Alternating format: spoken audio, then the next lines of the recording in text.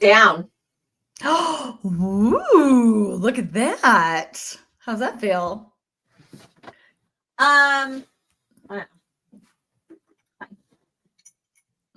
don't like, it doesn't feel any different. Like, I don't feel like, and this is the thing. This is like, I don't even think this isn't even like the triziptide yet, really.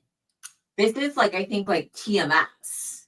Yeah, Like interesting. TMS like changed my brain, and I think this is just like not being depressed. You're just Because lighter. I've only been on the triziptide for like 2 weeks, and I've lost like 25 pounds. Whoa. Your body's Which is just like, crazy because, well, and I don't you know if don't you need to want like keep this whole like safety thing anymore. I can't hear, like, you're not very loud. I just need to get closer. Is this not on? Maybe? I don't know. Usually it's just like, you are far away, but usually you're louder than this. So I'm like, is it me? Is like my speaker just not? Hold on, let me make sure that this. Yeah, it is working on my end. This microphone is working. Okay. Turn your volume up. Can't. That's why I'm like, I don't know. That's strange. excuse me. It's crazy what our bodies do when we're just like not holding on for dear life in general. Our bodies like match it.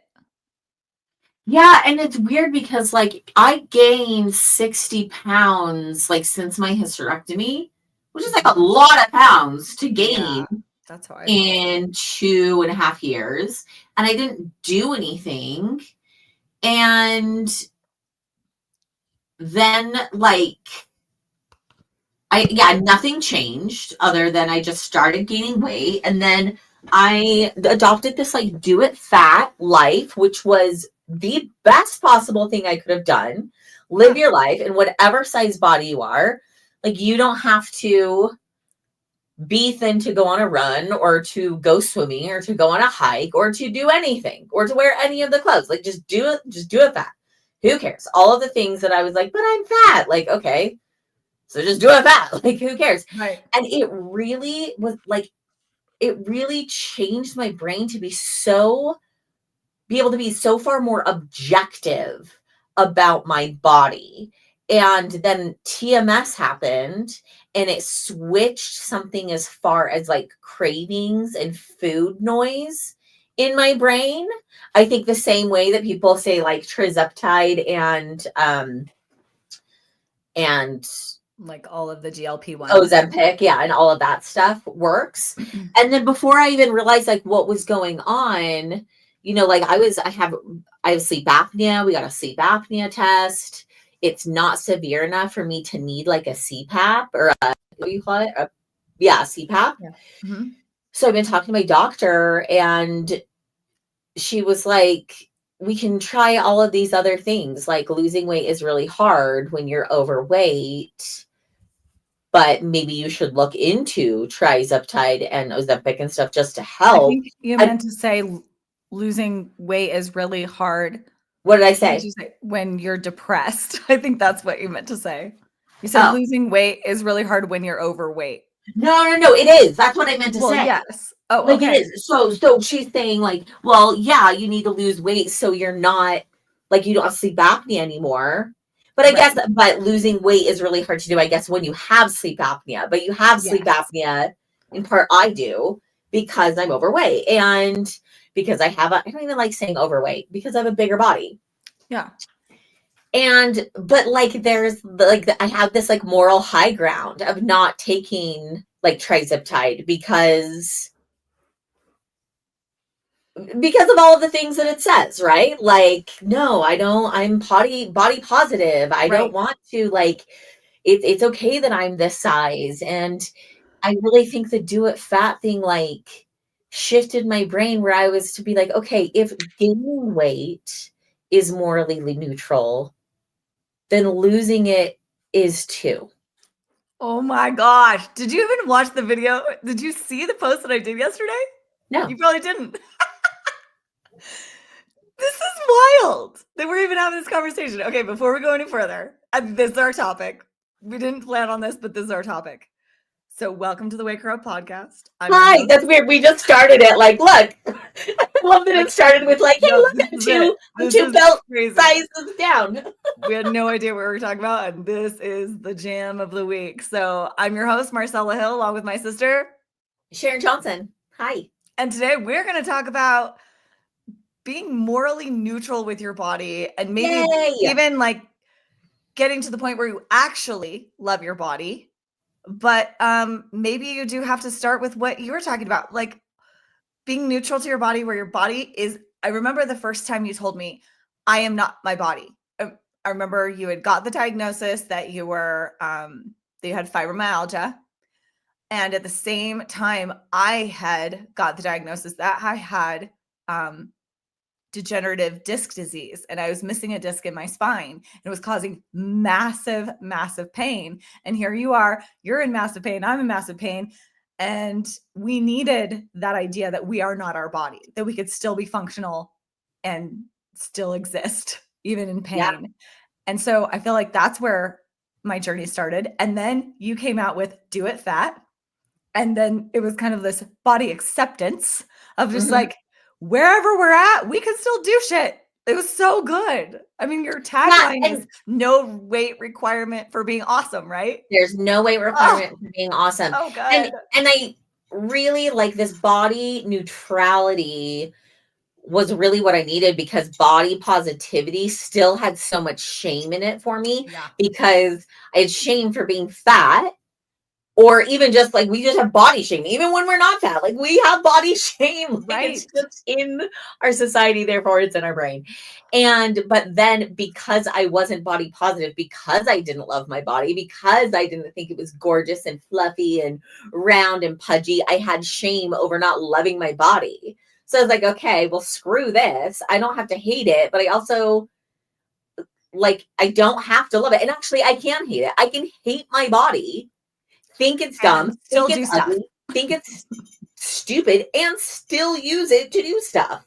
I can still go swimming in a bikini, even if I think I'm fat and ugly and terrible. You have to take your spoon off your mug because it's too trinkety. Isn't this the cutest thing, you guys? So cute. Can't see this. Hey, if you're listening to this on podcast, you're gonna have to pop over to YouTube and watch this, because she has the cutest mug ever. It's a mug, and there's a ceramic spoon that goes into the handle. Like, there's little holes and it sits in it. I got this for Christmas from one of my daughters. I love that. Also, just as we're on a visual, we both use our Afghans that we have made ourselves. That's a secret. We crochet in our family. Even our brother Did you make crocheted. yours when you and her were in horrific body pain too? I don't know when I made this. I think this I was my made it best for fibromyalgia pain. I made this as a statement that I had made everyone in my life Afghans and never myself. And I was like, I'm worth time. So I made myself one. Absolutely. So, okay. Listen to how crazy this is. So I recently hired a trainer. I was feeling very much like you did, where I have gained this huge audience. I'm here saying, you're good enough. You're perfect as you are. And I was having a very moral dilemma of wanting to get fit, right? Like, because one, I believed that I'd kind of fallen in love with my squishy body. I was good. I felt sexier than I've ever felt in my life. So I'm like, why? I don't want to start going and losing weight and getting this hard body, because I don't want to portray that women need to do that to be better. I don't feel like I need to do that to be better. So I was trying to figure out, I know that women in midlife need to lift heavy weights for bone mass, for brain health.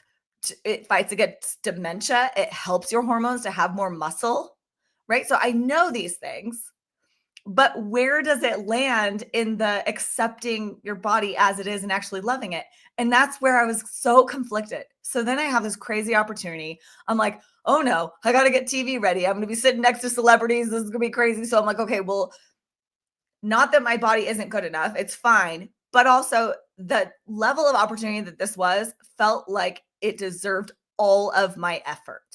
Physical effort, mental effort, spiritual effort. I was like, I want to arrive to this being like, I I went all out, right? Yeah. So I hire a trainer. And the first day, we're talking about goals. And I sincerely told him, I have no goals. All I want to do is show up here and be here and do the exercises. Whatever my body does with it, I'm here for it. And there was a few times in where he's like, we're going to get you size. We're going to get you down to like a size 4, size 2. Like he's all excited and he's showing me pictures of his before and afters of his other clients and how like they're all these hard bodies. And my first thought was, oh, but what if I don't like a hard body? Like, what if I like my squishy body? And I went to Crystal Hot Springs right by your house a few days ago. My friend took a picture and there's my belly, all kinds of squishy, just squishing it out. I think I saw that on Instagram. I love it. You're gorgeous. I saw the picture and I just thought, but I actually love my body. And I'm like going to tear up because I don't think that was never true. And it was probably the very first picture that I thought, I actually do. And it's not necessarily the body that I fell in love with as it is. It's the fact that my body can grow big and go small and get strong and get weak and gain muscle and gain fat and lose fat. And like, isn't that amazing? And so now when I was in the gym and I did this whole live and it was literally this conversation where I'm like, I was scared to work out because I didn't want to portray that we're not good enough and that we need to get smaller, we need to be more fit. But there is an actual different way of falling in love with your body. And now that I am starting to have this relationship with my body, I'm realizing any relationship you have, like think of someone you love, it takes effort. Like it deserves effort. It deserves all of the time and the hard, intense, pouring into. And now when I'm in the gym, it's bizarre because it doesn't feel like a punishment. It feels like love. Like feels like I'm like taking myself on a date. It feels like I'm writing myself notes. It feels like I'm calling myself, texting myself. It's like, I love you, body. Like, look what you can do. And I'm not here for like this specific goal of looking a certain way. My goal is to lift the weight and let my body do what it's going to do. And I didn't know that working out and putting effort into your body could feel like love. I always used it as punishment. Yeah. No, I'm definitely like still not there. I think that I am finding like at least right now, I need to find ways to work out that I love that have nothing to do with working out, like pickleball. When I was able to play pickleball, I did it because I loved pickleball, not because I was trying to like lose weight or even I was trying to exercise. I just love pickleball. Playing soccer, we have access to kind of like an indoor soccer field-ish thing where Carrie takes the kids and they go play every Sunday. And I went for the first time with them and it was so much fun. Like I'm not a soccer player. I'm not a sports person at all. And I ran around and kicked the ball and it kicked my butt. And I'm like, oh, we should do this every week. Like I love that. And so I think for me, that aspect of it, like I love the idea of being able to lift weights and that it's not a chore. I got a trainer, was it 2.5, like a year ago? And I did the same thing where I went to the gym and I said, I don't want goals. My goal is just to show up and be here every day. And I hated every single second. And I loved my trainer. She was wonderful. She was absolutely wonderful. She did everything that she could do to get me to not hate every single second in that gym. And I hated it. So instead of forcing myself to do things like that I don't want to do, I'm trying to find ways because in the end I won't do them if I hate it. I know myself and I won't do them. But I will say that kind of like I had a lot of shame with the idea of starting Triziptide and even the idea of like actively trying to lose weight because of my platform, because of Do It Fat, because of this idea that we accept and love our bodies, regardless of where we're at. But I think because of Do It Fat, like I said, I was able to just become so objective about it that even losing the weight has become this morally neutral thing where I'm like, okay, I snore because I have a bigger body and I don't want to snore anymore. And I rather put in the work to have a smaller body right now than to try to do all of the like invasive things and medications and like other resources that are available to me. Like maybe I'll go to those, but I'm going to actively try to do this right now. Like just have a smaller body. And I just don't want to carry around 60 extra pounds. And it doesn't have anything to do with the way that it looks. Yeah. It has nothing even to do with the way that I feel. It's just, I'm just tired walking up the stairs. And so if I start working out and I don't lose the weight, but I get stronger and I can just carry 6 extra pounds up the stairs. Right.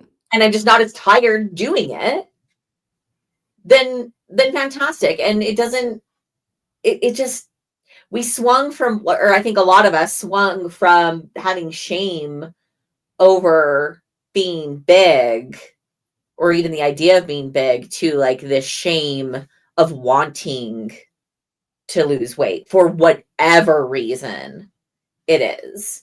And I just don't live in that space in my brain anymore. I'm really trying to eradicate all shame from my life. So if that means that I take triziptide and it helps me develop like better habits around food and that I feel healthier and I feel better and I'm able to sleep at night, what's the difference between that and taking an antidepressant? Exactly. I mean, tirzepatide for me, it honestly, at first, it was like super fun. I took it like 2 years ago and I lost all this weight. And I was like, that was super fun. And it was right when it started. So I wanted to know what all these women were talking about. I wanted to be able to have a real personal opinion about it because everyone was jumping on it. So I kind of, honestly, I did it because it was offered to me from a company. And I had so many women in my following doing it and talking about it. It kind of felt like a responsibility for me to be able to have an actual opinion personally with it. So I lost a bunch of weight. It's kind of like an experiment. Like that's kind of how I convinced myself to just try it. And like, I'm going to do this for 4 weeks because I want to know what it's like to not have food. What do they call it? The food noise. And that's the thing. Noise. I want to know. Yeah. I want to, absolutely like, it feels like an experiment of like, ooh, what's it like? What is it like? And why not? I mean, we've dealt with food noise our whole lives. I mean, to the point where you, me, all of us, me, mom, all sisters have engaged in the 12-step addiction recovery program for food addiction because that's how our brains work, to the point where we are so distracted. We are completely debilitated by just overwhelming thoughts of food. And for me, it was fun to lose the weight. But the thing that just was unbelievable was the instantaneous stop of the food noise. Like my brain felt so quiet and I could think about what I wanted to think about, and food didn't control me. Didn't have this constant running of what else? When are we eating next? What are we eating next? Go look in the pantry, snack, snack, snack, blah, blah, blah. Like just, it was gone. I just had this off button. And even when I was actually eating food, I would be like halfway through a piece of pizza. And I would want 5 pieces of pizza because I love pizza. And my body would be like, and we're done. And I was like, excuse me? No, we want to eat all of the pizza. And my brain would just override that. Like, no, we don't want any more pizza. And I just never had that. And so now I don't even take tirzepatide to lose any weight. I just need it for my brain function. It feels like a brain supplement for me. I just microdose it just enough where I still have my off button. I think that's it's so fascinating because people don't understand food noise. People that have it don't understand food noise. Like I remember the first time, I have very few like specific memories. This is one of them. We were in the car driving up to our sister's Linda's house, who lives in Idaho. She had a birthday celebration and we were driving up there just the girls, because we were going to go like on this little trip.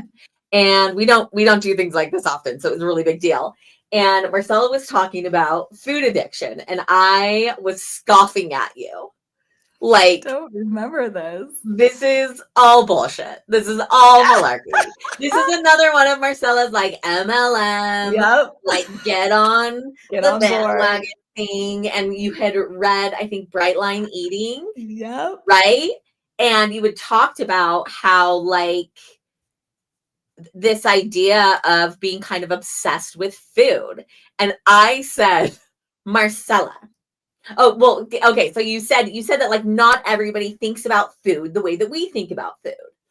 And I was like, no, we just have like terrible willpower and just really like food. And you were like, no, there are people that think about food differently. And I said, you cannot convince me that there are people in this world that don't wake up at 1 a.m.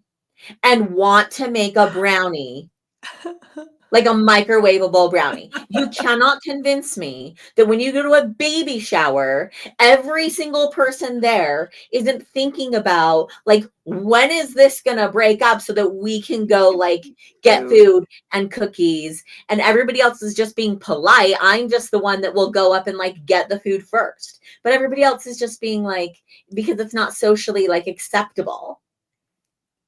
And you were like, okay, whatever. And then I came home that whatever night we got home a few days later, and I said, we are eating dinner. And I asked Carrie, I said, Carrie, when you're done eating dinner, why do you stop eating dinner? And he was like, what? And I was like, how, like when you're done and you're full, like how do you tell yourself you're done? And he was like, I just stopped eating. Like I'm full and I'm done and it's done. And I was like, what? And he's like, I don't understand what you're asking me. Like, I have had enough food and so I stop eating. And he was like, why do you stop eating? And I'm like, because I look at the plate and I visually see how much I've eaten. And I tell myself, like, that is enough food. You need to stop now. Or I get some more and I eat. Like, it was like this visual and mental game that I had to play of like, oh, see, Yeah. that is enough food. You had one chicken breast and enough bread, so you have to stop now. And or like that, that's like, your third plate of lasagna and nobody else has had thirds. yes. So maybe you should stop. But like you could have kept eating. Oh, yeah. That's exactly where I play or used to. People, I could just keep eating. I remember yeah. I was working out with a group of friends. This is the first time that I realized, oh, people think differently. We were working out. It was like a group of 4. We had this private session and we were all kind of on the same diet, so to say. And my friend said, oh, well, I kind of cheated yesterday. I had a Snickers bar, so I just skipped dinner. And I remember thinking, wait, what? You had one Snickers bar and then ate nothing else? Like if I had eaten a Snickers bar, I would then follow it up with dinner, more dinner, probably a third dinner, and then ice cream and more candy bars. Like it would have thrown me into a whole slew of more. I had never had that experience. Since I ate a candy bar, I didn't eat more. That had never happened. And I think go ahead. Sorry, I thought you were done. I was just going to say, and I think that was the first time I thought, oh, my brain thinks about food differently. This is a different thing. Like something is different about me. And I think that's what's like, it's so fascinating when you realize that and learn that, because so much of like that shame just instantly goes away because you realize that people who eat healthier, right? Like it's not that they're just like better people with better willpower, that they're like stronger. They quite literally like don't have They're not fighting the same fight that we're fighting. It's not comparable. Right. They're not dealing with that food noise. They're not just like hunkering down and being strong. When I'm at a restaurant and I'm just constantly like looking at other plates and thinking like, well, how much dessert have they had? Are they getting dessert? Should I have another bite? Are they going to have another bite? When is it appropriate to me to have another bite? Like to order more? Yeah. Like no one else is thinking those thoughts, and not because I'm a bad person, but because that's how my brain works. That's how my brain responds to food. So it's not fair to compare apples to oranges. And I No. think that I that mean, has been the greatest thing about getting rid of this food noise is not, I mean, I haven't taken it long enough, like I said, that it has like affected any sort of weight loss for me, but it absolutely has even quieted like the food noise down even more. And I think that's what's so lovely about it is that when I'm at dinner, I'm not thinking about the food for once. I'm enjoying the company. yeah, you're When I actually go there. yeah, when I go to a baby shower, I'm like at the baby shower and I'm enjoying being with these people. I'm not even like making the food is more enjoyable because I'm like making this great meal and not just like thinking about eating it the entire like I get to enjoy making the cookies Yeah. instead of No, just thinking about eating cookie the cookies. yeah, cookies.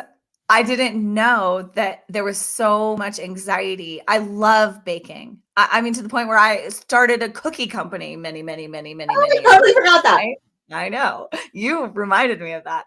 But I love making cookies.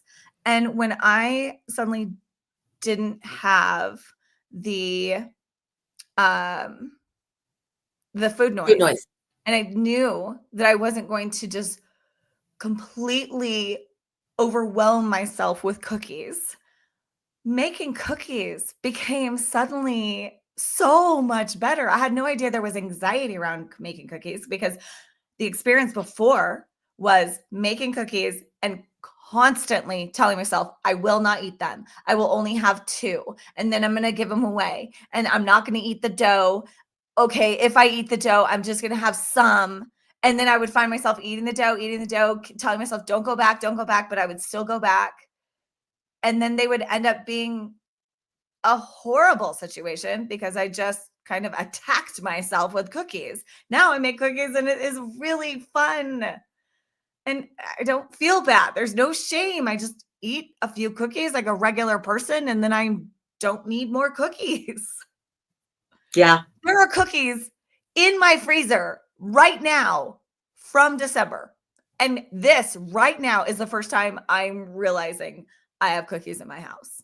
No, we have ice cream cartons in our freezer that are probably bad that I need to throw away, Oh which my gosh. That did not exist exactly. You in get our it. Like house I growing don't up. in our house growing up, Mm-mm. Oreos, ice cream, that was like an occasion. We got that and it was gone that night. Yeah, we ate it then. There was no like snacks hanging out. No. In fact, if we got Lucky Charms, we would eat it all. Like there wasn't I just don't even Lucky like Charms remember getting Lucky Charm. Well, no, sitting, we got like the off brand. but it Yeah. was an event. No, we would make crepes, rolly pancakes, and we could each eat like 14 easy, slam them down. Like there was no Easy. saving food, there was no leftovers. There were like I remember going to friends' houses and seeing that they had cookies and ice cream and me being like, you just have this? Like this just like stays in your house? How is it not gone instantly? So I think we have to not pause here, but I mean, I think if everyone's listening to this and you're starting to think, wait a minute, that's me, right? Our first process was bright line eating. Bright line eating was a whole thing about kind of food addiction. It kind of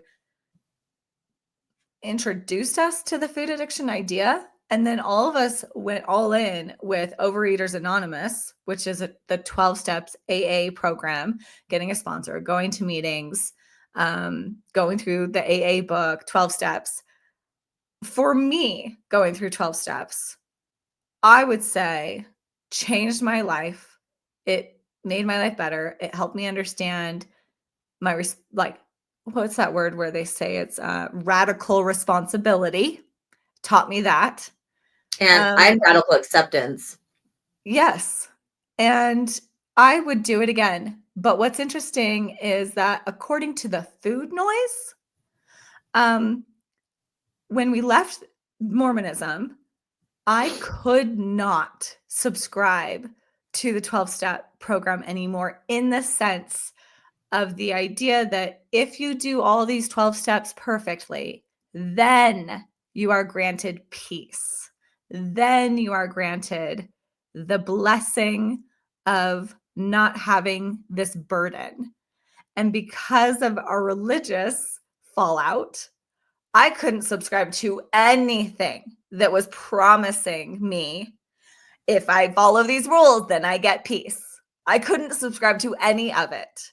And when we left the religion, the 12 steps fell out for me, and the food noise came rushing back. And I honestly didn't know what I was going to do about it, because I could not subscribe to like the religion per se of 12 steps. Well, and I remember explaining that to you once, and you being like, oh, that's interesting. Like, because I was like, no, I can't work the program anymore. Like, I can't do it. And I feel the same way. I know that there is like some, I don't see controversy, but there's like some kickback to the 12-step program, right? There's people, like, there are people that have like issues with it, and I understand that. But, and that's the same aspect that like I have an issue with, is that if you do X, Y, and Z, if you're not eating these foods, if you're not abstaining, then you aren't going to be happy. Then you aren't going to get like quote unquote like revelation. Like, Right. you aren't going to be granted help. And that's the aspect that I just don't align with anymore. But I will say the same thing. There are aspects of the 12-step program that radically changed my life, that even though I don't work the program, there are steps that I use every single day, that I think about all of the time, that have Yes. changed, that I don't even necessarily think about. They just literally change the way that I view the world, view people, view myself. And that's been extremely helpful. Yeah. Like But the yeah, that idea that, aspect of like you having to kind of earn love and revelation and peace is not something I subscribe to anymore, which is, kind of where Do It Fat, falls into that as well, of like, you can live your life, you can be happy, you can just go and have a great, beautiful life, regardless of what size body you have. I love the process that you and I have both ended up going through, because I think it encompasses every aspect of every woman, wherever other women are. If you're listening to this and you're like, I hate my body, I shame her every day, I pull her apart every day. We have all been there. It's not our fault that we live in a society that has told us that we are a better person if we look a certain way. That is not our fault. That has been completely ingrained in us. It's not our fault that we've been mean to ourselves and picked us apart, because that's what we've been taught to do. We've literally been told we're not good enough unless we look a certain way. And I just think it would be incredible for women to see it almost as a challenge, to be like, F you, society. Like, we're not doing this anymore. We're not subscribing to this way of thinking about ourselves anymore, and to start going through the process and taking those steps of like, I am not my body. Start there, go to like, I can do it fat, right? Go there, and then explore a relationship with your body and what does that look like. I loved the one thing that was in the 12 steps that they'd always say is the right size body for you.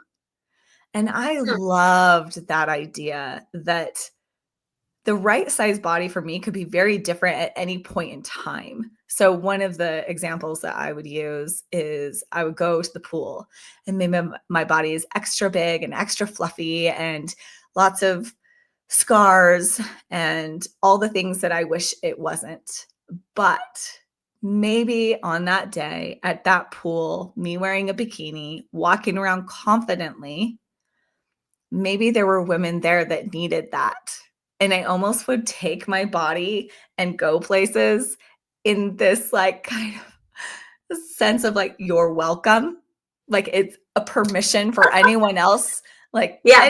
anybody that sees themselves like me and would shame it and want to cover it up, me being out here gives you permission. Like I don't know. Yeah, it just I would go into it like, you're welcome. This is permission for you to actually just go do things with the body exactly as it is. And I think that switch in perspective helped me get outside of my body so that I could function, that I could start having a relationship with my body. And I didn't have to just instantly fall in love with it, but it did serve purpose. It did serve connection. It did serve a welcoming to other women that felt the same as me. So Yeah. Yeah, absolutely. It's funny you say that because that's how I feel about my house. I say that all the time. But like I show my messy house and welcome people to my messy house so that they have permission to invite yeah, me over to their messy house without me. You're welcome. I'm a disaster. Here it is. That's my whole platform. Show my messy life you're welcome. so that people can feel better about theirs. I love that idea of you're welcome. Did you ever see I Feel Pretty Yeah. with is that Amy Schumer? Uh-huh. Yeah, that's where that comes from. That scene where she's totally naked and she's got a bigger body and she's Oh in the yeah. window and he's like, people can see you, right? And she just like full nude right in the window and she's like, you're welcome. And that like was a literal like turning point in my life, that moment in that movie, because I remember my husband, he would, if I bent over and my crack showed too much, he'd like pull my pants up. And I'd always think like my crack was offensive, and I'd be like, oh my gosh, I'm so sorry. Like I'm totally grossing everyone out. And after that movie, if my crack was showing and he went to like pull it up, I'd like pull my pants down further and be like, you're welcome. Like take a good look. Do you need to take a picture? Right? Like he just threw me into this full acceptance of exactly where I was at. I just stopped apologizing for it and flipped it on its head. And was like, you're welcome. I just, there was even I was wearing sweats to a basketball game. I like didn't want to get ready. I looked super scroungy. And I remember my husband being like, is that what you're wearing? And instead of being like feeling crappy about it, I was like, you're welcome. Like I look comfy. Like it gives you permission to look comfy too. It's just like, I don't know. I just think women need to stop apologizing. Okay, but here's another piece of all of this. I was on the treadmill the other day. I caught a glimpse of myself in the reflection and I'm looking damn good. Like I'm like, holy shit, whose body is that? Like it is morphing into this really fit thing.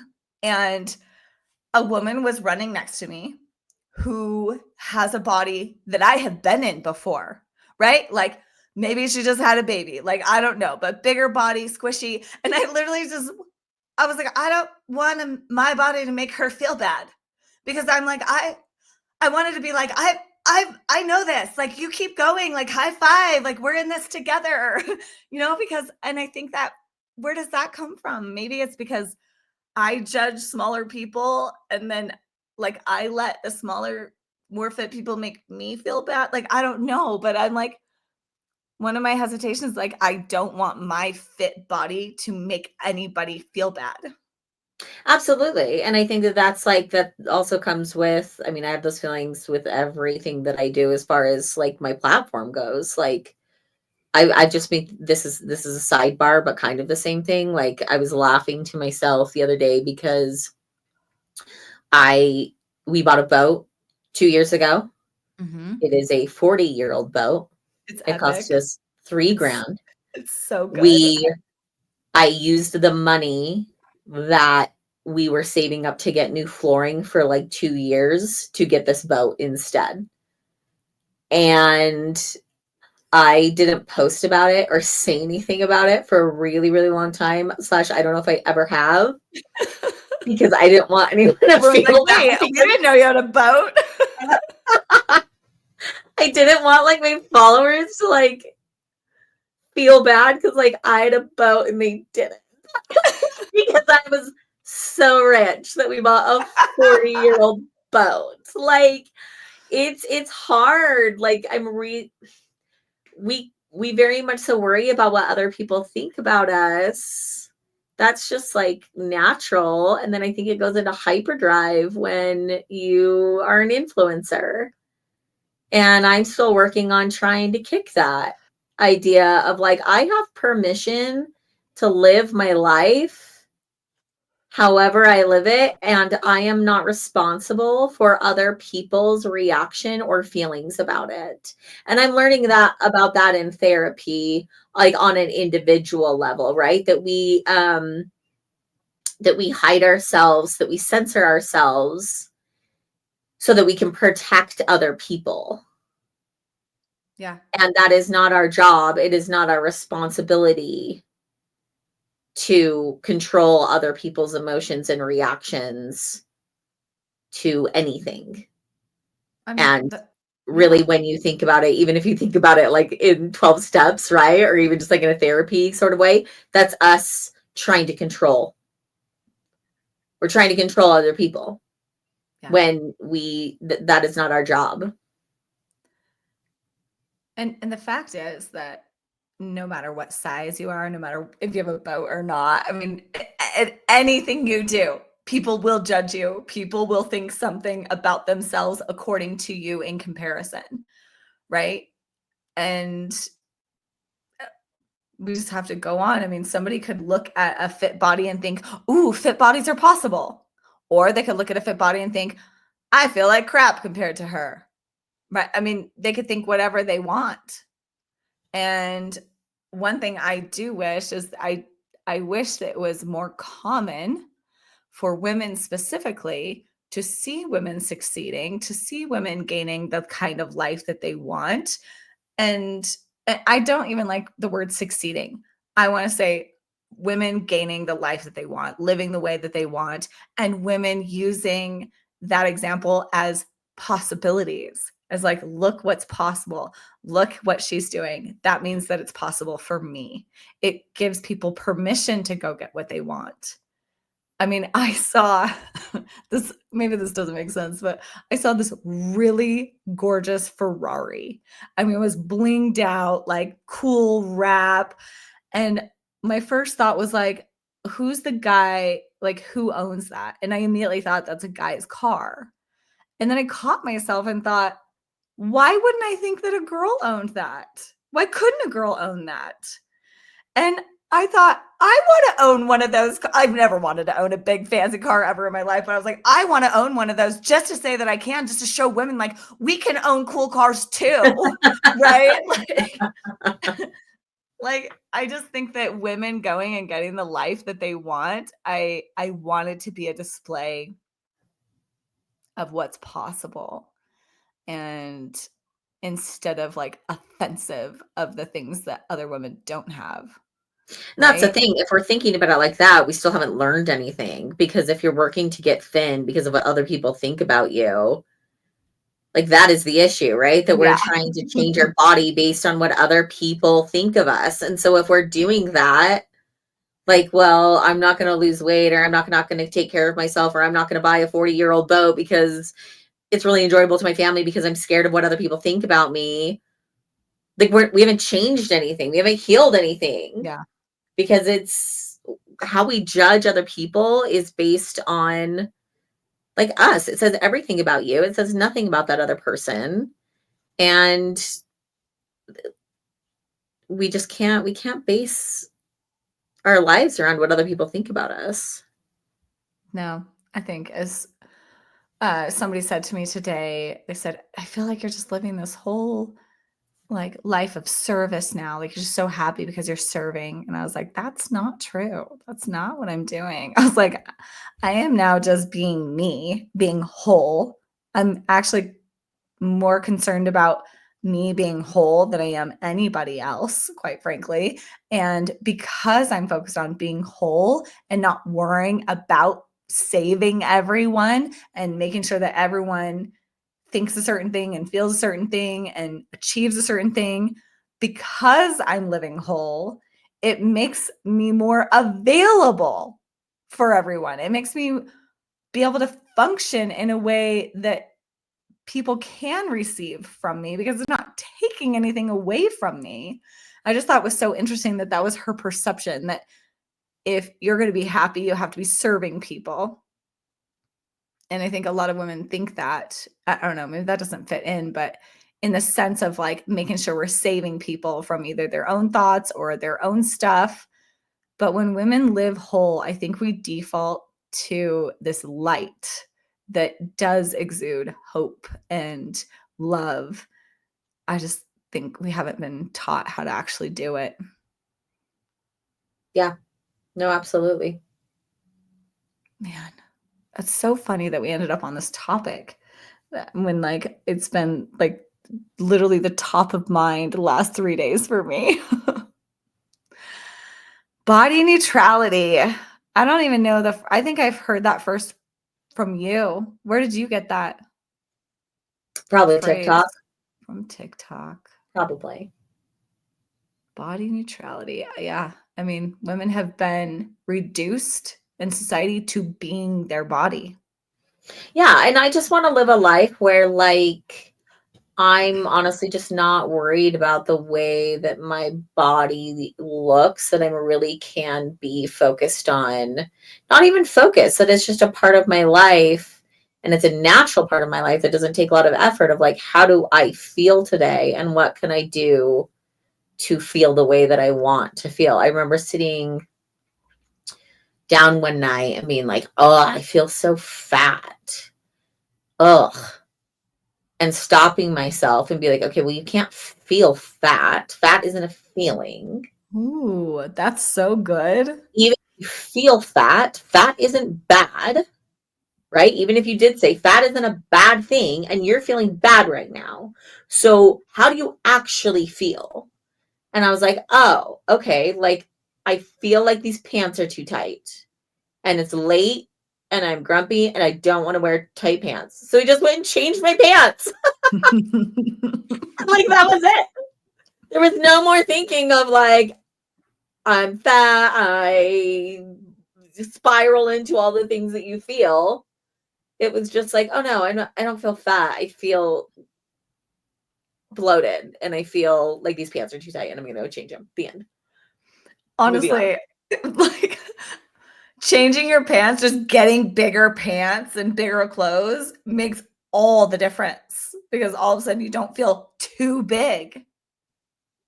I love that. Have you heard that idea of like, you're not supposed to fit clothes, clothes are supposed to fit you? I love that. That's really good. It is really good. Man. Okay, love. I You hope peace out. hopefully we fixed the whole world just now. Obviously, like we always do with our 48-minute podcast. I think it's crazy that that the topic of size of body is literally so incredibly overwhelming. It's such a massive, massive part of women's brains and energy and time. And that's insane. We have like a bajillion other better things to think about. I know, it's honestly like I posted about Do It Fat like quite a bit and then I kind of stopped because not because I didn't want to like push that idea anymore, but I was just like, I just don't even want to talk about my body. Like I just want to exist here. If people want to see me and be like, look, Sharon's that size, I can be that size too, fantastic. But like I just don't even want, I like you said, I have better things to do with my life than talk about my body. Or the size of it at least. Yeah. Yeah, I'm in a weird space right now. Like I really am exploring this idea of like getting fit and falling in love with change, falling in love with the idea that my body can change. Yeah. It's very interesting. but I also have to let go of the idea that when I'm fit, people will also judge that. So that's on them. Yep. But this has been awesome. I love that it just like showed up, and I'm so glad I pressed record right in the beginning. So everyone, if you lasted this long, thanks for being here. Yay! You can follow us at me at being Marcella Hill, and you at Sharon a Life on TikTok for as long as it's gonna be around, Instagram, YouTube, and wakeherup.co. Yep. Is the website to find all the things about all the health and all the resources. And is there a link to our podcast there? I think there was at some point. I actually need to go. I guess it doesn't matter because if people are listening to this, they already found us. So you don't need to know where to find our podcast. Gosh, everyone, go love your life wherever you're at. Just go feel awake in the life. We love you. We Bye, love everybody. you. Have a grand day.